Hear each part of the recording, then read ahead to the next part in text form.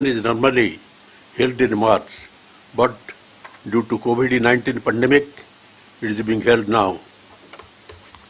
Our state's economy has shown tremendous resilience within the extent of a global showdown, even pre-COVID-19 times. Andhra registered an economic growth rate of 8.16% in 2019-20. This is above the national average of 5% over the same period. Our services sector has registered the highest growth rate of 9.1%, followed by agriculture and allied sector at 8% and industry at 5%. Our per capita income measured at current prices has increased by more than 12% from rupees 1,51,173 in 2018-19 to rupees 1,69,519 in 2019-20. My government is committed to enhancing citizens and enterprise prosperity and productivity through equitable and inclusive economic development. We intend to strengthen our strategic resources such as water and minerals, our rural and urban infrastructure, strategic infrastructure in the power and transport sectors and industry sector. Welfare and Navaratnalu. I am proud to state that my government has turned a new leaf in ushering in unprecedented reforms and rolling the welfare carpet to the doorstep of the deprived sections by empowering them economically, politically, and socially. We have put in place an impossible delivery mechanism of welfare schemes in the form of village and ward secretariats, and at the same time, I am very happy to say that we have fulfilled 90% of our promises made in the manifesto in the first year itself and are taking the state on the welfare path. On the 129 promises made by government, my government has fulfilled 77 and 39 are in the pipeline, and the rest will be implemented in due course. However, we have implemented 40 new schemes which were not there in the manifesto. Yes, our efforts are blossoming and bearing fruits. Education, healthcare, agriculture and welfare have been given prominence in my governance, and Chief Minister Y.S. Jagan Mohan Reddy has been very meticulous in planning of every scheme to the last details, which has helped in the financial assistance going directly into the bank accounts of the beneficiaries without any pilferage or middleman. Thus, I firmly believe the very purpose of the welfare schemes is fully justified.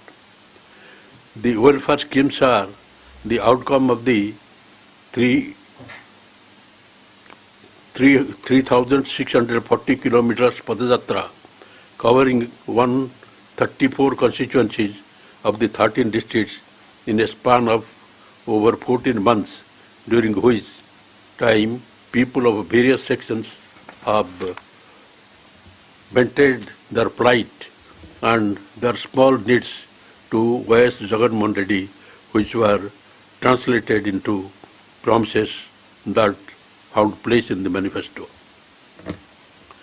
My government has spent 42,000 crores benefiting 3.98 crore people under various schemes during the year.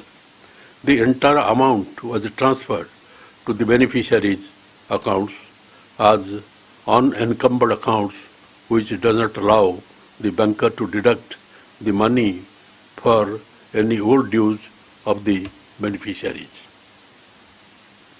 Education. The welfare in education being with the Amma body for the mother is incentivized for sending her children to school, and my government is the first and the only one to introduce such a measure. Rupees 6,350 crores at the rate of 15,000 each have been given to 42.33 lakh mothers, benefiting 83 lakh children under this scheme. The scheme covers students from class 1 to intermediate. After infusing zeal in the mother to send her children to school, the next immediate need of the child was taken care of by Jagananna Vidya Kanuka, wherein kids comprising 3 pairs of uniform, text and notebooks, bags, shoes and socks are being given as a kit.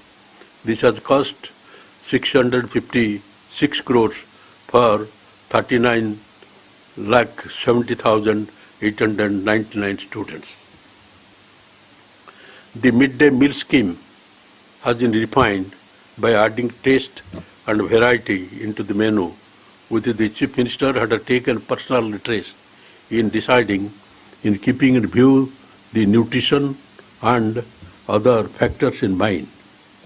Jagananna Goru Mudda, as the scheme is called, cost rupees 1,1105.36 crores and about 39,70,899 students will be testing the generous touch given by the Chief Minister.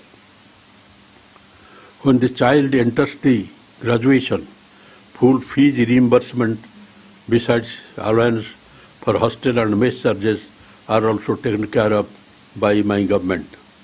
Under Jagananna Vidya Divana, rupees 3,857 crores was given to over 18.51 lakh students as fees reimbursement.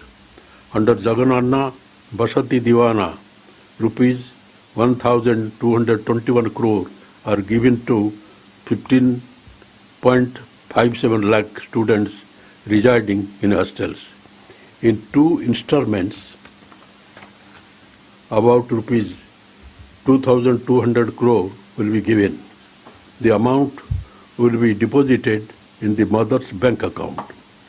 In the final year of graduation, the last semester will be dedicated to skill development and internship to prepare the students to boldly face the competitive market, as the student will emerge with better employable skills. This is how education is taken care of from class 1 for professional courses. The most innovative and useful decision taken by my government is introduction of English medium from class 1 to class 6. Nearly 97% of the parents have endorsed this English medium from primary level, though there are some hurdles. There could be some shortcomings, yes, but our government has taken enough precautions by starting bridge course to the students and training the teachers to cope up with the new curriculum. I firmly believe that the introduction of English as medium in instruction from primary level will be a game changer for the generation to come, as it will be level playing field for the students. I hope good sense prevails over the detractors and the hurdles will be cleared. Under Nadu Nedu Manabadi, in the first phase, 15,715 schools have been taken up for revamping for basic amenities like furniture, fan, toilets, running water, board and chalk, painting, compound wall and English lab will have been built. About 3,387 crores were sanctioned for it. All 45,000 schools will be revamped in phased manner in 3 years. Health. Coming to the health sector, my government has provided oxygen to the YSR Arogya scheme, which was ignored by the previous government. The state has spent so far rupees 1,534 crore, extending the benefit to 6.25 lakh people. The number of medical ailments covered under the scheme has been increased to 2,059 from 1,059, and it has been extended to 13 super specialty hospitals in Hyderabad, Chennai, Bengaluru for 716 medical procedures. Pension is being paid to patients with chronic disease up to rupees 10,000. Hospitalization over rupees 1,000 comes under purview of YSR Arogya.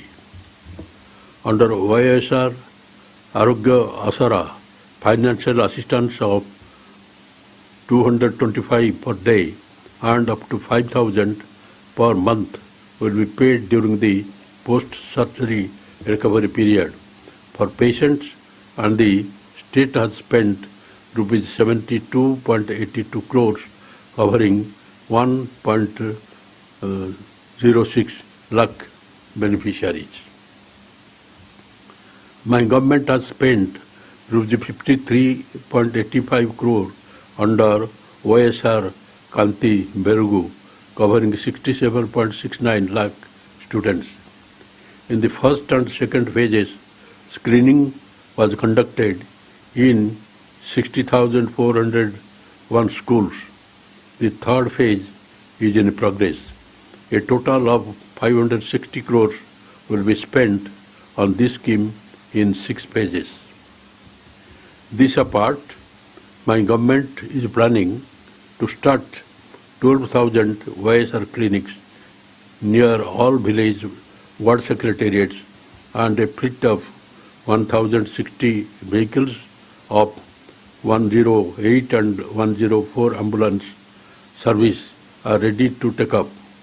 YSR telemedicine is a big hit where the doctors have a virtual intervention with the patient, diagnose and prescribe medicines. Under Nadu government hospitals would be upgraded to national standards. Rupees 15,337 crores was allocated for that purpose. In adding to the existing 11 teaching hospitals, 6 more will come up. Agriculture. YSR Raitu Bharsa is the another scheme which has completed its full circle and the second round was begun.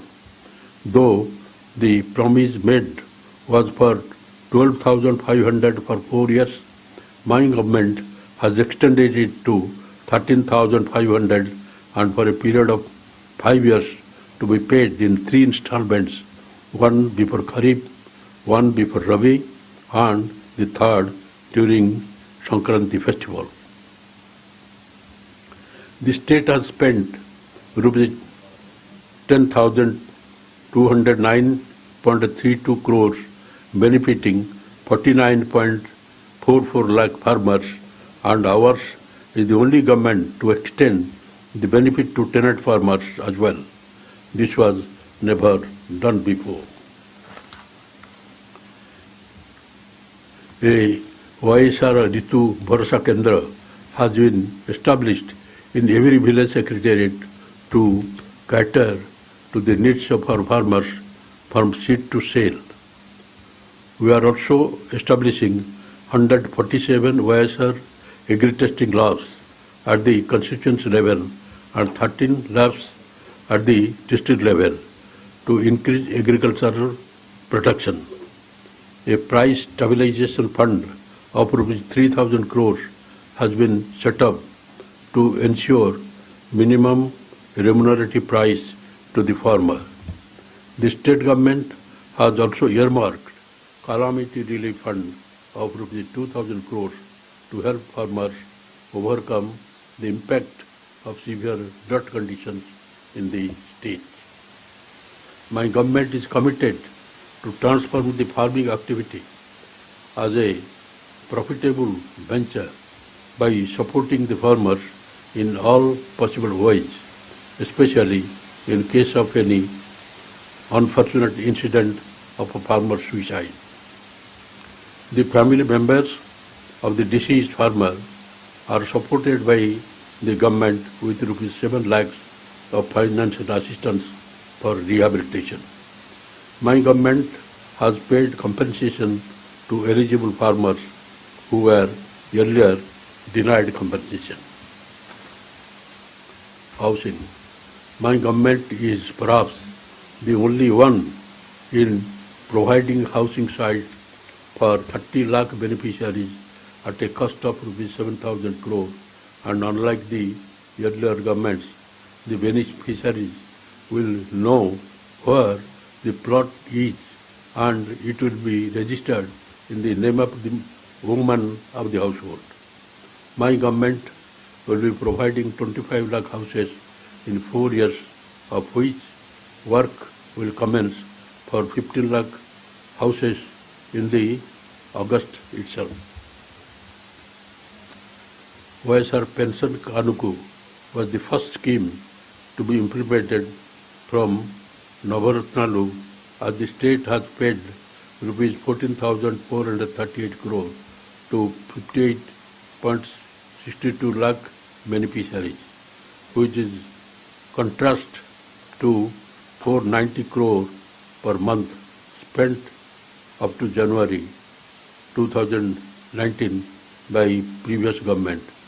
The pension is being handed over to the beneficiary at the doorstep by village and all volunteers on the first of every month.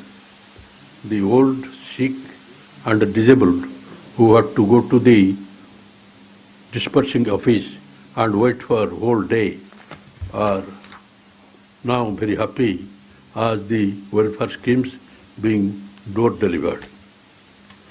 YSR Zero Interest Scheme for SHGs has benefited 91 lakh women with rupees 1,400 crores, while YSR Bahanamitra given twice amounting to rupees 500 crores and Agri Gold victims were given rupees 236.53 crores.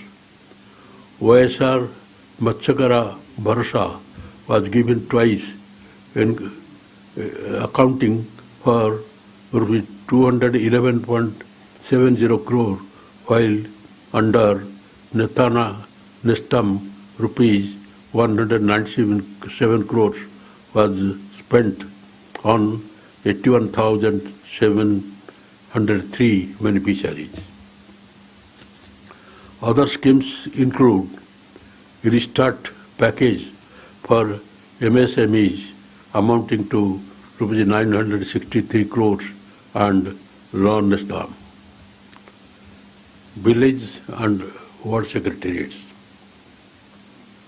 The concept itself is to change the rural landscape and decentralize administration by setting up village and ward secretaries. My government has redefined and has given a new look to villages where 60% of the population still lives. It was the Chief Minister's vision that could provide over 4 lakh jobs, which will itself is a second to such. This happened just in 4 months after my government took over. There are 11,158 villages secretariats and 3,876 ward secretariats, each one catering to the needs of the population of 2,000.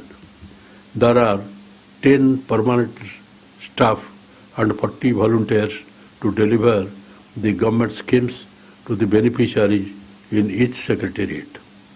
All the 50 persons would be locals, which will be an added advantage. Of the total employed, 2.65 lakh are volunteers and 1.35 are secretarial staff. The socio-economic ecosystem of the village are changing and changing for good.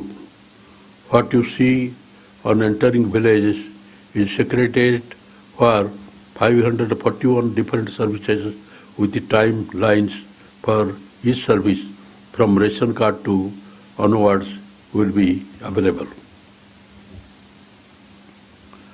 Ongoing further, there will be a Raitu Bharosa Kendra, which serves as a one-step center for all agriculture and allied sector needs. Advises farmers on crop pattern, supply of quality inputs, e-crop booking, facilitating crop loans, input subsidy, insurance, and facilitating marketing facilities besides buying the produce by ensuring minimum remunerative prices. My government is planning to establish OISR Janata Bazar to ensure sale of produce of village and ward level itself.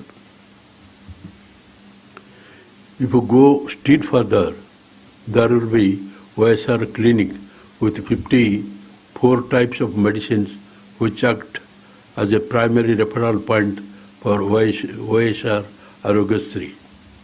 Adjacent to it will be a school where English will be the medium of instruction from primary level.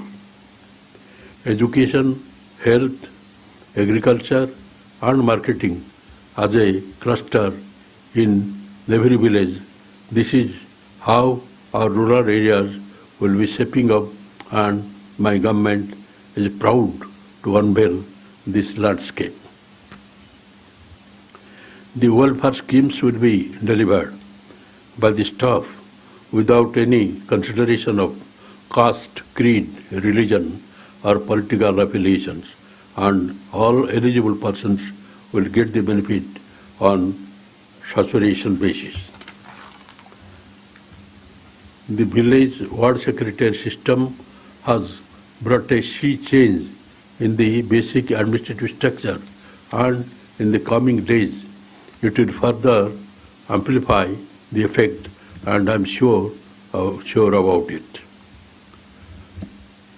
Women welfare. Besides depositing the money for children education to the mother's bank's account and registering house sites in the name of the women of the household, my government has taken numerous other measures for women welfare. The zero interest loan would benefit 91 lakh and rupees 1,400 crores was deposited for the benefit of self-help groups. Every group will get from 30,000 to 40,000. Asara will benefit the women SHGs in clearing the loans amounting to about rupees 27,000 crores, which has been promised in 4 installments at the time of general elections, while the Chautha provides financial assistance to women belonging to scheduled castes, scheduled tribes, BCs and minorities who are in the age group of 45 to 60 years. They will be getting rupees 75,000 in 4 years. To empower women on the political and economic front, 50% reservation are provided in nominated posts and nominated works. Our government has brought in a DISA bill to take fast and stringent actions against those involved in crime against women, and Honorable President's assent is awaited. Development,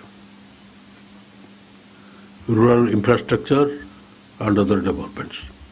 Road connectivity triggers economic growth and facilitates new economic opportunities for people and enterprises. Under Pradhan Mantri Gram Sadak Yojana, between 2020-2024, we intend to lay an additional 3,285 kilometers of roads connecting facilities like agricultural, market centers, schools, and health centers. A key priority is to enhance productivity of the degraded land to facilitate greater rural employment opportunities and rise in income levels. Towards this, we are focusing on watershed development programs that develop degraded land resources to enhance land productivity. We are also advancing livelihood security through wage employment programs such as MGNREJs. We have implemented the MGNREJs in 12,914 Gram Panchayats across 661 mandals. Presently, in 2020-21, our state ranks first nationally, generating over 10.68 crore person day of employment as on date. In 2019-2020, we have provided employment of more than 23 crore person days. Additionally, we have issued over 62,000 new job cards to migrant laborers. Urban infrastructure. A top priority for us under urban infrastructure development is to provide safe drinking water to all urban local bodies. Water supply improvement schemes are implemented to bring per capita water supply at par with national standards of 135 APCD. We have improved supply frequently and per capita access in 5 ULBS. Additionally, 5 water supply schemes have been completed under Amrut, HUDCO and VDSMT projects in 2019-20.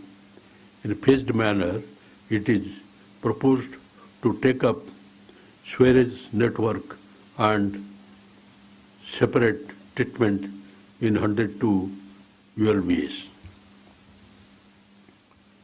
Water resources. Water is fundamental to life, livelihood, food security, and sustainable development. We are prioritizing water resources management through the Jalagram program. Out of 54 irrigation projects envisaged under the program, 14 have been completed and others are in progress.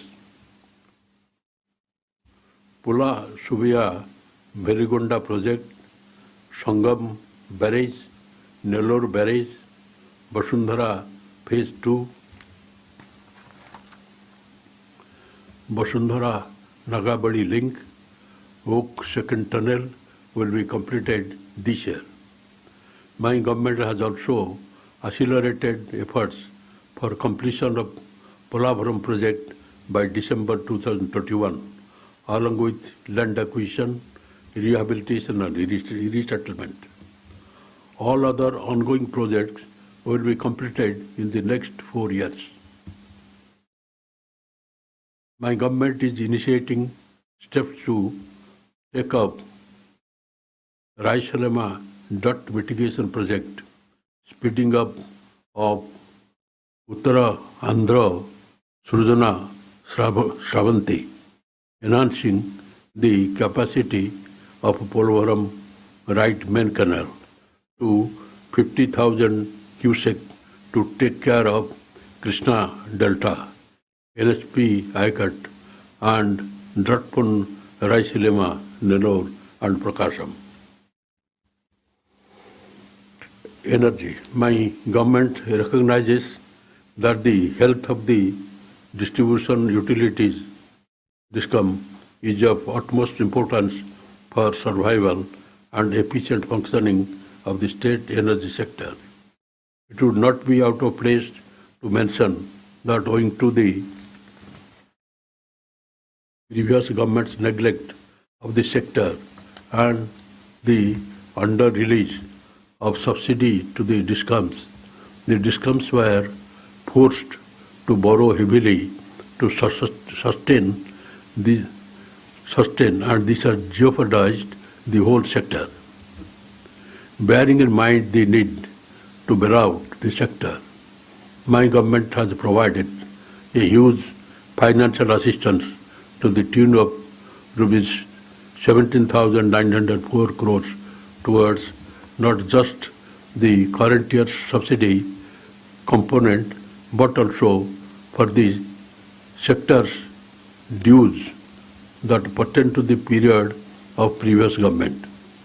Another issue of concern is the financial burden of subsidizing agricultural power consumption. The annual agricultural consumption is close to 12,221 MUS for the year 2020-21, leading to a subsidy requirement of close to rupees 8,354 crores. Given the yearly increase in agricultural consumption, the subsidy amount is likely to increase to alarming levels during the next few years.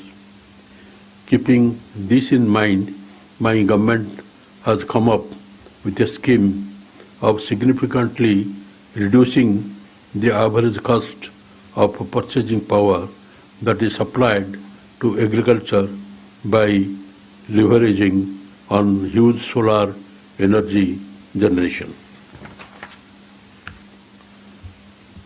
potential in the state by developing solar power project on BOT model to the tune of 10,000 MWP.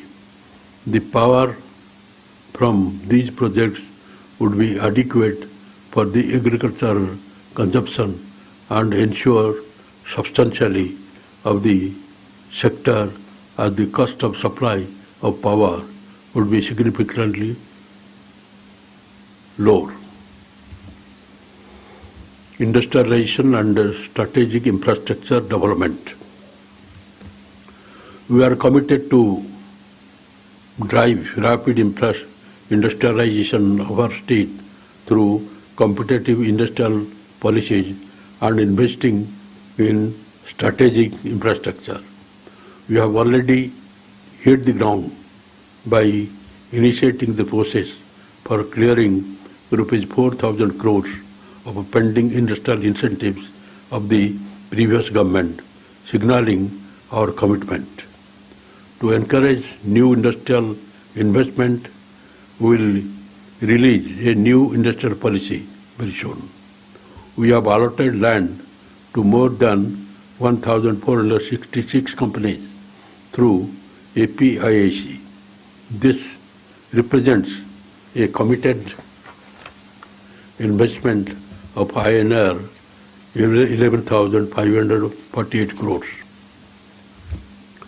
39 large and mega industries have cumulatively invested even more INR 24,000 crores, generating almost 36,810 jobs. 13,122 MSMEs have started operation investing more than INR 2,500 crores and generating about 63,897 jobs. To position MSMEs for growth, we have launched the YSR Navodayam scheme for a one-time restructuring of MSMEs loans. Being an agrarian state, we have tremendous opportunity to leverage our agricultural resources, using them for higher values addition activities and job creation. Hence, we consider food processing a priority industrial sector. We plan to introduce a new food processing policy. A key feature will be setting up new food processing zones in each parliamentary constituencies. Strategic economic infrastructure will facilitate accelerated economic growth. My government is striving to build and strengthen infrastructure that enhances trade. We are striving to operationalize two major industrial corridors, namely Visakhapatnam-Chennai Industrial Corridor and the Chennai-Bengaluru Industrial Corridor. Corridor development will strengthen connectivity and existing industries such as textile, pharma, food processing, and also allow for setting up of new ones. We are expanding construction of the Bhogapuram International Airport in Vijayanagram and completion of airport at Urvukulu, Kurnool. We have already entered into an rupees 2,300 crore partnership agreement with JMR Airport Limited to develop the Bhogapuram Airport. Our state has the second longest coast stretching 974 kilometers. We see an opportunity to transform our state into a maritime trading hub for Southeast Asia. We intend to strengthen our 6 ports and taking up construction of 3 new ports at Ramayapatam, Machalipatam and Bhavanapatu. 8 fishing harbors will be constructed in 3 years at a cost of rupees 3,200 crores. Corruption-free governance.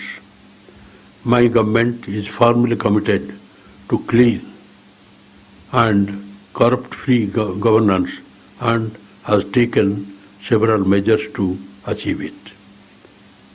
Reverse tendering for public works has resulted in savings of around 2,200 crores. Under the Spandana initiative, any citizen can register a complaint about corrupt practices by public servants. The complaints are then transferred to the Anti-Corruption Bureau for redressal. COVID. My government has been taking effective steps to contain the spread of COVID-19 and stand ahead of other states in the number of tests conducted. From just 1 lab, my government has increased the number of testing labs to 13. About 15,000 tests are being conducted per day, and It tops the national average among the states by conducting over 5.5 lakh tests and more than 10,000 tests per million. The mortality rate is much lower than that of national average, and the recovery rate is highest than national average. There are 5 dedicated COVID-19 hospitals, and the district 65 hospitals are dedicated for corona patients. We have 38,000 isolation beds, 15,000 equipped with oxygen supply, and 5,400 ICU beds, of which 1,300 have ventilators facilities. About 24,000 doctors and 24,500 paramedical staff are working round the clock in affected areas, and we have demarcated red, green, and orange zones as per requirements of the containment strategy. Our village ward volunteers, staff of village ward secretariats, medical personnel, police, municipal staff, revenue, electricity, and other staff have done a wonderful job and stood in the front line in containing the spread of COVID-19. During the lockdown, essential commodities, including additional rations of 5 kg rice per head and 1 kg dal per card, 2 times a month, along with one-time assistance of Rs 1,000 were delivered to households. To address the migrant labour issue, my government set up over 400 relief centres to help provide food, shelter, and basic amenities to over 1.2 lakh migrant workers. APRST buses and Shramik special trains were utilized to transport over 3.2 lakh stranded workers to their homes, both in AP and in other states, free of cost. Free food was provided to the workers while they were on the road. Workers returning to their homes in a rural Andhra Pradesh are being provided additional MG NREG's jobs to help them on an income. My government has spent Rs 2,200 crore towards market intervention and purchased agricultural production from farmers during COVID and facilitated in exports marine. The volunteers have conducted 4 rounds of household survey, and we followed the norm of trace, test, and treat is still going on. My government firmly believes that we have to live with corona in the coming days and have opened up economy, keeping the safety rooms as the wheels of economy have to roll on. All these measures have helped Andhra Pradesh achieve a low mortality rate, a low positivity rate, and a much higher recovery rate than most of the states. Legislations. My government has legislated path-breaking laws which will usher in social, economic, and political justice in the strictest sense. We have brought in a law setting up backward commission on a permanent basis and have provided 50% reservation to SC, ST, BC and minorities in a nominated post and nominated works and in all temple governing councils coming under the endowment department.